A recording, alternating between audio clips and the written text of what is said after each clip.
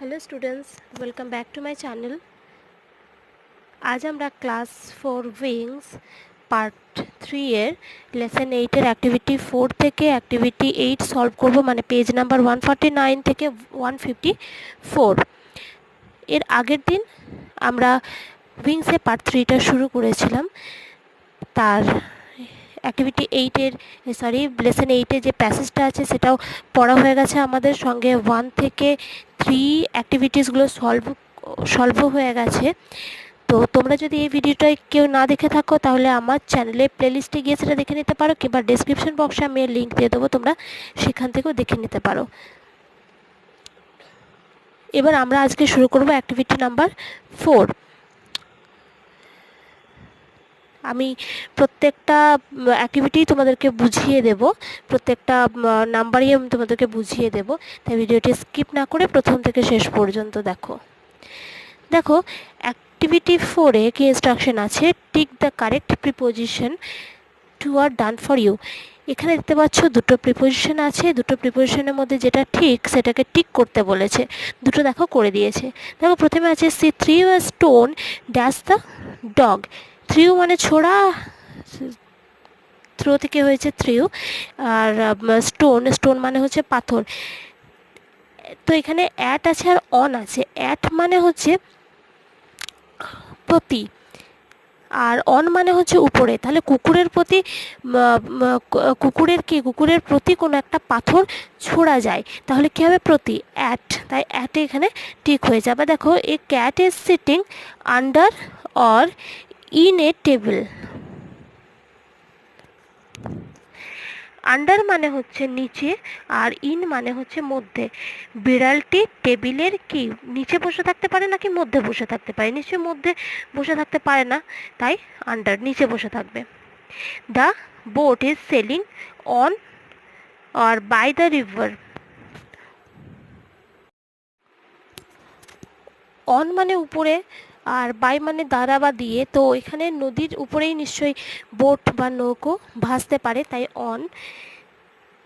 C was writing at or with a pencil. Pencil দিয়ে লেখা যায়। উইথ মানে দিয়ে বা সঙ্গে বলতে পারো, আর অ্যাট মানে প্রতি, তো নিশ্চয়ই প্রতি হবে না এখানে, তাই উইথ এ পেন্সিল। এরপর চলে যাবে অ্যাক্টিভিটি 5-এ। দেখো অ্যাক্টিভিটি 5-এ ইনস্ট্রাকশন আছে fill in the blanks with the correct preposition. এই যে শূন্যস্থানগুলো দেখতে পাচ্ছ, ব্ল্যাঙ্কসগুলো দেখতে পাচ্ছ, সেগুলিকে ঠিক প্রিপোজিশন দিয়ে ভর্তি করতে হবে। 1 ইজ ডান ফর ইউ একটা করে দেওয়া আছে। তো দেখো বিকাশ ইজ গান ড্যাশ 6 মান্থস। তো কি 6 মাসের জন্য বিকাশ যেতে পারে। ফর মানে হচ্ছে জন্য, তাই ফর হয়েছে। I have some great news for or with you. For মানে হচ্ছে তো জন্য বললাম, উইথ মানে সঙ্গে, তাহলে কি তোমার জন্য সুখবর, কিছু ভালো খবর আছে, তো সেই জন্য for. We were talking about or under you. About মানে হচ্ছে সম্বন্ধে, আন্ডার মানে হচ্ছে নিচে। তাহলে কি তোমার সম্বন্ধে আমরা কথা বলতে পারি, তাই অ্যাবাউট হবে। আমরা তোমার সম্বন্ধে কথা বলছি। I help them in or to reading textbook.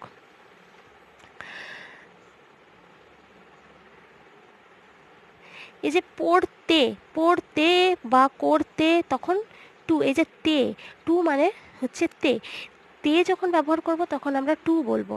তাহলে I help them to reading text book.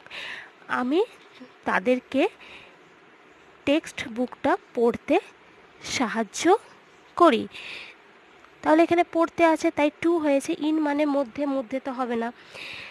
C made a gesture on or of open the door. সে দরজা খোলার একটা ভঙ্গিমা করলো। দরজা খোলার এই যে লাস্টে আমরা বলছি, এই এর জন্য অফ হয়, তাই she made a gesture of opening the door. এরপর চলে যাব নেক্সট অ্যাক্টিভিটি 6A-তে। এখানে বলা হয়েছে fill in the blanks with appropriate prepositions given in the help box. এই যে help boxে কিছু prepositions রয়েছে, সেগুলো যেটা ঠিক সেগুলো এই ব্ল্যাঙ্কসগুলোতে বসাতে বলেছে। তো আমরা হেল্প বক্সের যে সমস্ত প্রিপোজিশনগুলো রয়েছে সেগুলো বেঙ্গলি মিনিংটা প্রথমে জেনে নিই। এখানে আছে, প্রথমে আছে অন। অন মানে উপরে, অ্যাট। অ্যাট মানে হচ্ছে প্রতি, ইন মানে মধ্যে, উইথ মানে হচ্ছে দিয়ে বা সঙ্গে বলতে পারো, বিসাইড মানে পাশে। তো দেখো, the man is sitting in the car, লোকটি গাড়ির মধ্যে বসে আছে। My house is beside the river, আমার বাড়িটি নদীর পাশে। Somebody is at the door, কেউ দরজাতে আছে। She is eating with a spoon, spoon মানে হচ্ছে চামচ, সে একটা চামচ দিয়ে খাচ্ছে। The lamp is on the table, ল্যাম্পটি টেবিলের উপরে রয়েছে।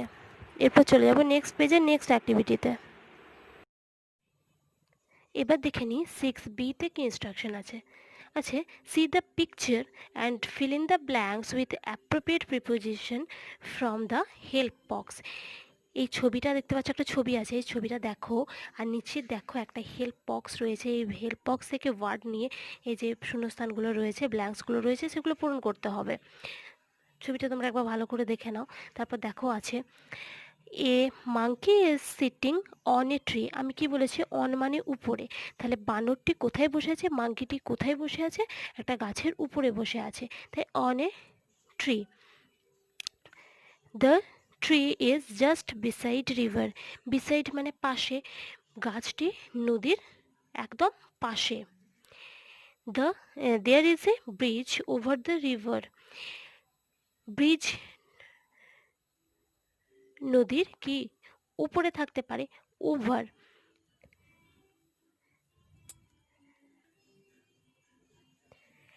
দেয়ার is a beehive in the tree, গাছে একটা মৌচাক রয়েছে। Suddenly the beehive falls into the river, হঠাৎ করে মৌচাকটি নদীর মধ্যে পড়ে গেল। আচ্ছা, এখানে ইনটু, ইনটু আমরা কখন বলি জানো? কখন প্রিপোজিশন ইনটু বসে? যখন বাইরে থেকে কোনো জিনিস ভেতরে প্রবেশ করে, যেমন বাইরে থেকে ঘরের ভিতরে প্রবেশ করলো, বা এই যে বলেছে মৌচাকটি নদীর জলে পড়ে গেল, এরকম জায়গায় আমরা ইনটু ব্যবহার করি যখন এক জায়গা থেকে এসে কোনো ভেতরে বা মধ্যে ঢুকে যায়। The monkey jumps from the tree, বানরটি গাছ থেকে লাফ দিল। He picks the beehive with a stick, সে একটা লাঠি দিয়ে মৌচাকটি তুলল। A rabbit lives in a burrow in front of the tree, একটা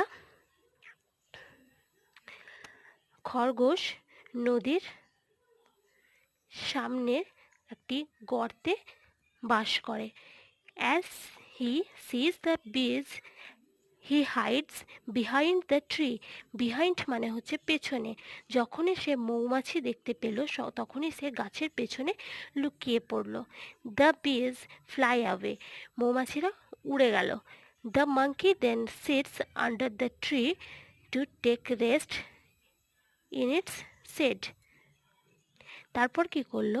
আন্ডার মানে হচ্ছে নিচে, তারপরে বানরটি গাছের নিচে বসে পড়ল তার ছায়ায় বিশ্রাম নেওয়ার জন্য। এরপর চলে যাব আমরা নেক্সট অ্যাক্টিভিটিতে।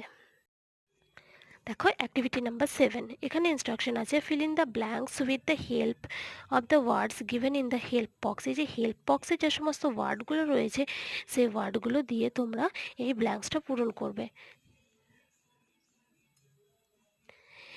এখানে এই প্রত্যেকটা ওয়ার্ডই কিন্তু তোমাদের আগে যে ওয়ার্ড্রপটা রয়েছে সেই ওয়ার্ড্রপে রয়েছে, তবু আমি একবার এর মানেগুলো বলে দিচ্ছি।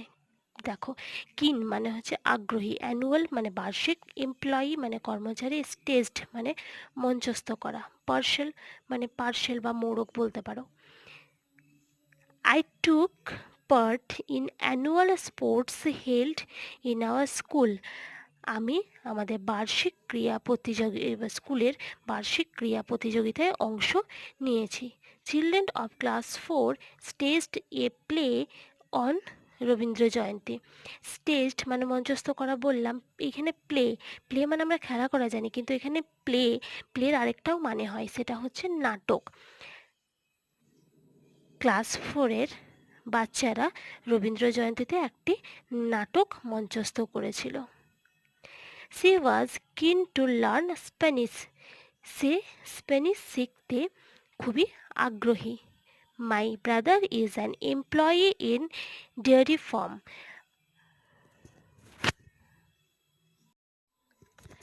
ডেয়ারি ফার্ম মানে হচ্ছে দুগ্ধ খামার।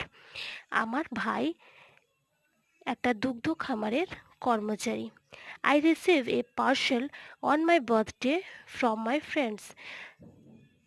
আমি আমার জন্মদিনে আমার বন্ধুদের থেকে একটি পার্সেল গ্রহণ করেছি। এরপর চলে যাব নেক্সট অ্যাক্টিভিটিতে। এবার দেখি অ্যাক্টিভিটি 8-এ কি ইনস্ট্রাকশন আছে। Find out the opposites of the underlined words from the help box. এর নিচে দেখো একটা হেল্প বক্স রয়েছে, এই হেল্প বক্স থেকে এই যে আবার দেখো কিছু ওয়ার্ডস এখানে রয়েছে যেগুলো আন্ডারলাইন করা রয়েছে, সেই আন্ডারলাইন্ড ওয়ার্ডগুলোর অপোজিট মানে বিপরীতটাই হেল্প বক্স থেকে নিয়ে তোমাকে লিখতে হবে। তো আগে ওয়ার্ডগুলোর মানেটা জেনে নিই। প্রেজেন্স মানে উপস্থিতি, ইনসাইড মানে ভেতরে, ডিম মানে মৃদু, হ্যাপি মানে খুশি বা সুখী, ডিফারেন্ট মানে আলাদা। এবার দেখো হেল্প বক্সের ওয়ার্ডগুলো দেখো। আউটসাইড মানে বাইরে, সেম মানে একই, স্যাড মানে দুঃখিত, ব্রাইট মানে উজ্জ্বল, অ্যাবসেন্স মানে অনুপস্থিতি। তো দেখো এখানে আছে the teacher's presence keeps the class silent. প্রেজেন্সের অপোজিট কি? প্রেজেন্স মানে উপস্থিতি, অনুপস্থিতি, absence. The tiffin box is inside the bag.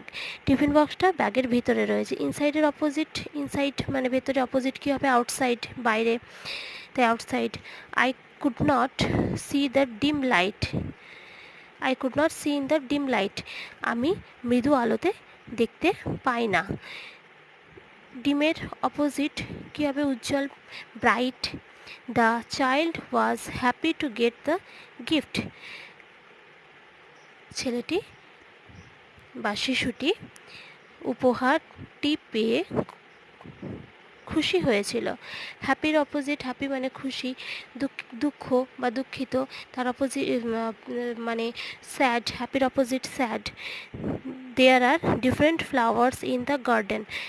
বাগানে বিভিন্ন রকমের ফুল রয়েছে। ডিফারেন্ট মানে আলাদা, তো অপোজিট হবে একই, সেম। তো আজ অ্যাক্টিভিটিগুলো এই পর্যন্ত আলোচনা করার কথা ছিল, তাই ভিডিওটি এখানেই শেষ করছি। পরের ভিডিওতে আমি পরের অ্যাক্টিভিটিসগুলো নিয়ে আলোচনা করে দেব। তো সেই ভিডিওটা পাওয়ার জন্য আমার চ্যানেলটিকে সাবস্ক্রাইব করে রেখো আর পাশে থাকা বেল আইকনটিকে প্রেস করে রেখো। আর এই ভিডিওটি যদি ভালো লেগে থাকে তো প্লিজ লাইক, কমেন্ট, শেয়ার করো।